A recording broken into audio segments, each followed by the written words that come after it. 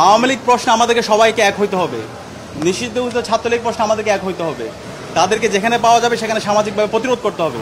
তাদেরকে থানায় দিতে হবে। এরা হচ্ছে গণহত্যাকারী, তারা হচ্ছে শিশু হত্যাকারী। ডাকসুর সাবেক সমাজসেবা সম্পাদক, আমাদের সহযোদ্ধা, এনসিপির সদস্য সচিব, ক্যাম্পাসে আধিপত্যবাদ বিরোধী এবং আগ্রাসন বিরোধী আন্দোলনের অন্যতম নায়ক আমাদের বড় ভাই আক্তার হোসেনের উপর নিউ ইয়র্কে গতকাল সন্ত্রাসী নিষিদ্ধ আওয়ামী লীগ এবং তার দোসররা হামলা করেছে। এবং একই সাথে আমরা দেখতে পেয়েছি ডক্টর মোহাম্মদ ইউনূস, বাংলাদেশের প্রধান উপদেষ্টা, ওনার সফরসঙ্গীর উপরে সন্ত্রাসী ছাত্রলীগ এবং নিষিদ্ধ আওয়ামী লীগের সন্ত্রাসীরা হামলা করেছে। আমরা এই হামলার তীব্র নিন্দা এবং প্রতিবাদ জানাচ্ছি।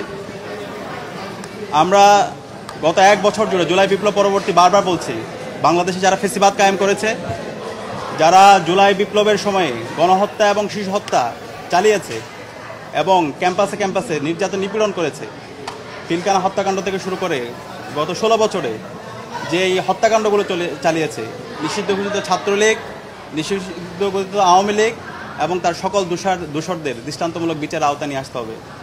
গণহত্যার বিচার করতে হবে। কিন্তু এক বছর জুড়ে আমরা এখন পর্যন্ত খুনি হাসিনা এবং তার দোসরদের যেভাবে বিচার আওতায় নিয়ে আসার জন্য যেভাবে তড়িৎ বিচার আয়োজন করা দরকার ছিল, আমরা এখন পর্যন্ত ধীরগতি দেখতে পাচ্ছি। যেভাবে তাদেরকে সামাজিকভাবে প্রতিরোধ করা দরকার ছিল, তার আমরা ধীরগতি দেখতে পেয়েছি। যে কারণে আজকে নিষিদ্ধ ছাত্রলীগ, নিষিদ্ধ আওয়ামী লীগ তারা বিদেশে এই ধরনের দুঃসাহস তারা দেখাতে পেরেছে। আমরা অন্তর্বর্তীকালীন সরকারকে অনুরোধ করব এবং বাংলাদেশের সকল রাজনৈতিক দলকে, ফেসিবাদ বিরোধী আমরা যারা আন্দোলন করেছি, সংগ্রাম করেছি, আমরা সবাইকে অনুরোধ করব, আওয়ামী লীগ প্রশ্নে আমাদেরকে সবাইকে এক হইতে হবে। নিষিদ্ধ ছাত্রলীগ প্রশ্নে আমাদেরকে এক হইতে হবে। তাদেরকে যেখানে পাওয়া যাবে সেখানে সামাজিকভাবে প্রতিরোধ করতে হবে। তাদেরকে থানায় দিতে হবে। এরা হচ্ছে গণহত্যাকারী, তারা হচ্ছে শিশু হত্যাকারী। আমরা সবাই যেন ঐক্যবদ্ধভাবে এই নিষিদ্ধ ছাত্রলীগ, নিষিদ্ধ আওয়ামী লীগের বিরুদ্ধে সবাই ঐক্যবদ্ধভাবে আমাদের প্রতিরোধ জারি রাখি এবং তাদেরকে, এই গণহত্যাকারীদেরকে দৃষ্টান্তমূলক বিচার আওতায় নিয়ে আসি।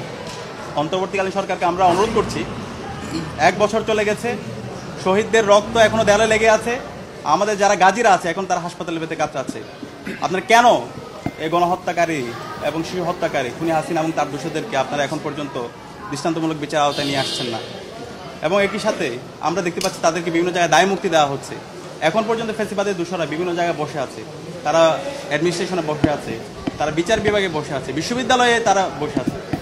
আমরা ঢাকা বিশ্ববিদ্যালয় থেকে ফেসিবাদের সকল দোষরদের বিরুদ্ধে আমরা জিরো টলারেন্স ঘোষণা করছি।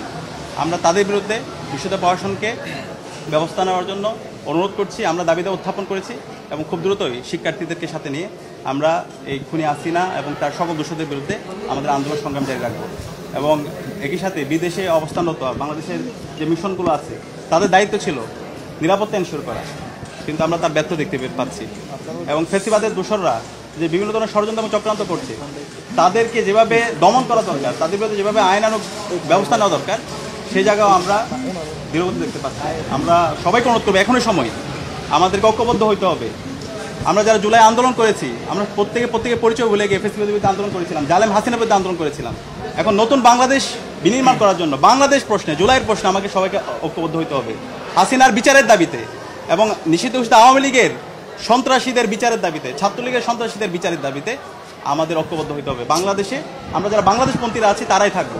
যারা দিল্লির এজেন্ডা বাস্তবায়ন করেছে, যারা আমার ভাই আবরার ফাহাদকে শহীদ করেছে, ক্যাম্পাসে আমাদের শত শত ভাইদেরকে শহীদ করেছে এবং গণহত্যা এবং শিশু হত্যা করেছে, তাদের বাংলাদেশে রাজনীতি করার অধিকার নাই। তাদের বিরুদ্ধে আমাদের সামাজিক প্রতিরোধ, তাদের বিরুদ্ধে আমাদের দৃষ্টান্তমূলক বিচারের আওতায় নিয়ে আসতে হবে এবং এর মাধ্যমে বাংলাদেশে আমাদের সকল ফেসিবাদের বিরুদ্ধে আমাদের সবার অবস্থান পরিষ্কার করতে হবে। আমরা আশা রাখছি আমরা সবাই ঐক্যবদ্ধভাবে এই খুনি হাসিনার বিরুদ্ধে এবং নিষিদ্ধ ছাত্রলীগের বিরুদ্ধে আমরা সবাই ঐক্যবদ্ধভাবে তাদের বিরুদ্ধে আমাদের আন্দোলন সংগ্রাম জারি রাখবো এবং অন্তর্বর্তীকালীন সরকার সেই জায়গায় দৃষ্টান্তমূলক বিচারের আওতায় তাদেরকে নিয়ে আসবে।